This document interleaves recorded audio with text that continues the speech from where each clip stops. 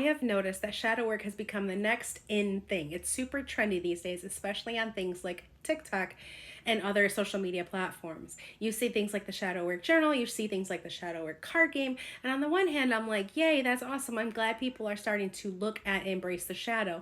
On the other hand, I'm like, ooh, I hope you know what you're getting yourself into, because shadow work isn't just something you play around with or do just to hop in a bandwagon. And as we are on day 19 of the Keys to Life Challenge, where we are focusing on acceptance, love, and gratitude for the next 30 days to see how abundance and blessings rain down on us as we practice these things in our daily life, I wanted to talk about shadow work and how it has affected me and how I have used acceptance, love, and gratitude to sort of embrace the shadow. So one thing to know when you're doing shadow work, especially if you're brand new to this and you don't know what it is or what you're getting yourself into, basically it's identifying the things, like every time you're triggered or something sets you off, something makes you upset, you identify what it is specifically within yourself that you need to heal to kind of work through that. That trigger serves as your sign, your identifier that it's time to work on this particular thing.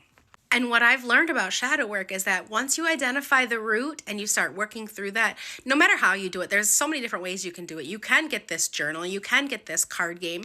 I personally just like to use a blank notebook and I just start journaling myself.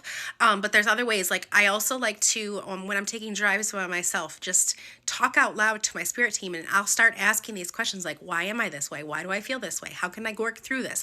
Help me work through this, right?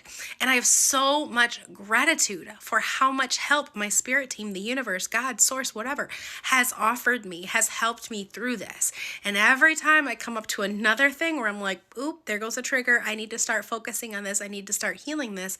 I love that I'm given that protection. I'm given that help, that guidance to get through it. It's all about divine protection, right? And I accept who I am. Now, here's the thing about shadow work. You will come up to some really tough things. You will start facing your shadow and you will start seeing some of your past traumas, and it may bring up feelings of shame. It may bring up feelings of regret, pain, whatever it is. And this is the part where I say you should know what you're getting yourself into, because you will hit that wall where you are face to face with some of these traumas. And you need to know that it's okay to feel the feelings. It's okay to sit with those emotions and just release them, but also to accept yourself. Accept who you are. Accept the fact that those things happened and they made you who you are today.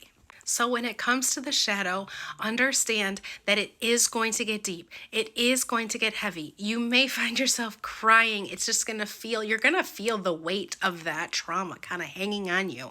But once you release it, once you let it go, I promise you, you are going to feel lighter.